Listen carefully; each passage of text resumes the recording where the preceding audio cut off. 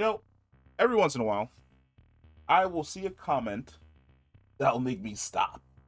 And it'll make me stop and it'll honestly make me think, like, damn, is this person actually right?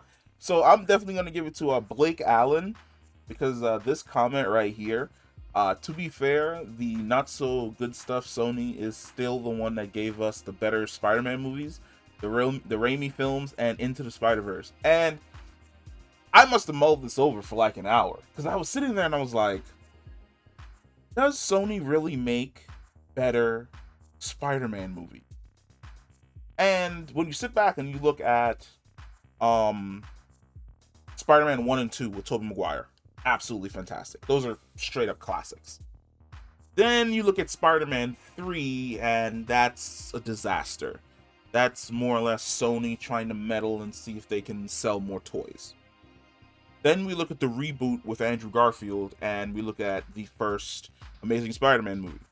That movie is good, but it's not as good as Spider-Man 1 or 2.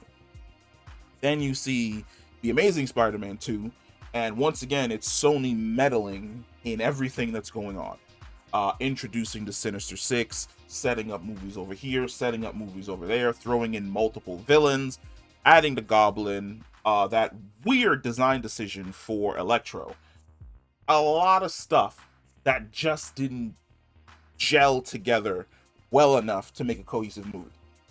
And then you see the deleted scenes and you see how much better Electro was when they fleshed out his character. And it's like, why did we sacrifice Jamie Foxx and Electro's character and the better movie and story that could have been told so that you could set up like the Sony Spider-Verse bullshit? But then we get to Marvel. And it's nothing against the home movie series. I think that it's solid across the board. I think Spider-Man Homecoming is a solid Spider-Man movie. I think that Spider-Man Far From Home is another solid Spider-Man movie. And that Spider-Man Far From Home is a fantastic movie. Here's the thing.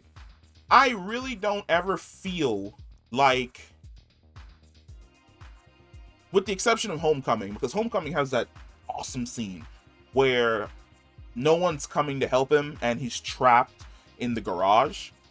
That's a fantastic Spider-Man scene. That's when he realizes what it actually means to be a hero. That's great. But Homecoming still didn't feel like a Spider-Man origin movie. And it has everything to do with the way in which Spider-Man was introduced in the MCU, where a lot of his origin was kind of just skipped over. And I guess we're going to be looping back to that in the animated series they're doing for Disney Plus, which is, I think, is freshman year. But then when you get to Spider-Man Far From Home, that never really felt like a Spider-Man movie to me. It kind of felt like an Avengers spinoff that didn't involve Captain America or any of the other Avengers, and the only one that they can call on was Spider-Man to deal with this thing that's happening in like another country. For me, Spider-Man and New York are synonymous with one another. Like, it's one of the things that I really feel as though Spider-Man 1 and 2 nailed, and The Amazing Spider-Man also nailed with the crane scene. It's the connection that Spider-Man has with New York City. Not only that, but also the lessons that he learns about being a hero while doing his Spider-Man acts in New York City. I'm not saying that every single Spider-Man movie you need to kill Uncle Ben, but I'm just saying that the lesson of Tony passing away was a completely different lesson from Aunt May passing away. Tony dying is essentially seeing a great hero sacrificing themselves to essentially save the universe.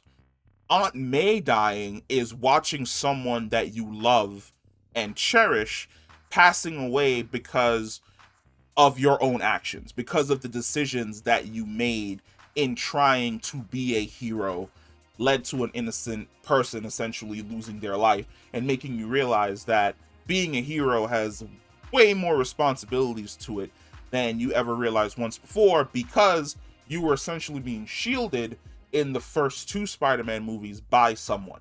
In the first movie, it was Tony Stark, Iron Man. In the second one, it was Talos playing Nick Fury. Essentially, someone was covering. I'd even say to an extent because of the Edith glasses that he also was still being covered by Tony in a certain aspect. But then when you sit down and you watch Spider-Man 1 and 2, those are cohesive Spider-Man movies. Uncle Ben passes away. He gets the "with great power comes great responsibility" speech. He starts web slinging. You see him start off as um basically a wrestler. Then he transitions into being Spider-Man. You get to watch him do the whole goofy not understanding how to web sling thing. And then he understands how to like web sling, becomes a better crime fighter, and then he progresses, and then he encounters his first major villain, and the first major villain is in the form of Norman Osborn.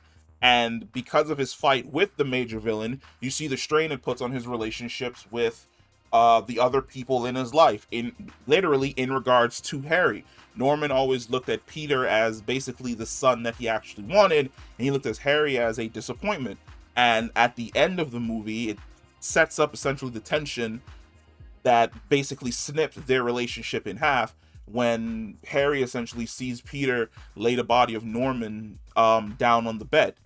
And you jump into Spider-Man 2, and Spider-Man 2 is essentially a continuation of what the hero learned in the first one.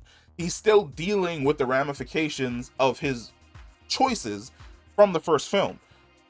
Inside of this movie, he has a hero now, and he's looking at Dr. Octavius and all of the great things that Octavius wants to do.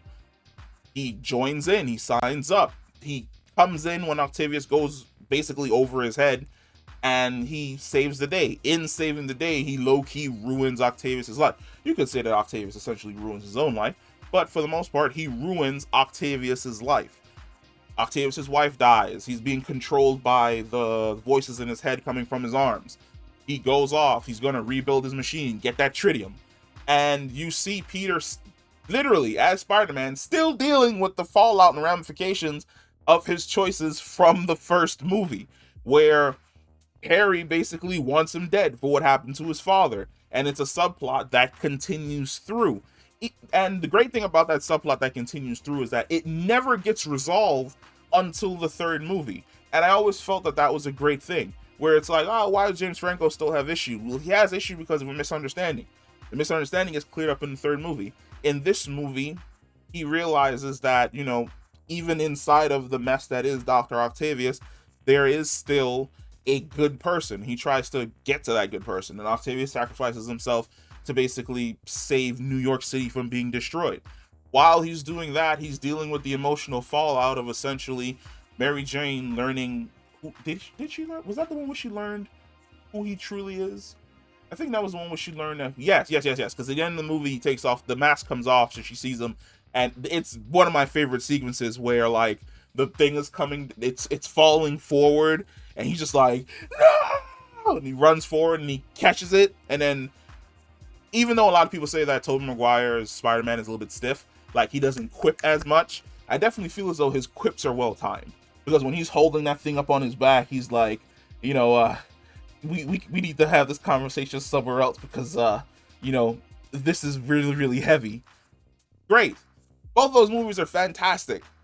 But then when you sit down and you watch, let's say, The Amazing Spider-Man, too many eggs in the basket, too many cooks in the kitchen, too much going on, too much trying to be set up.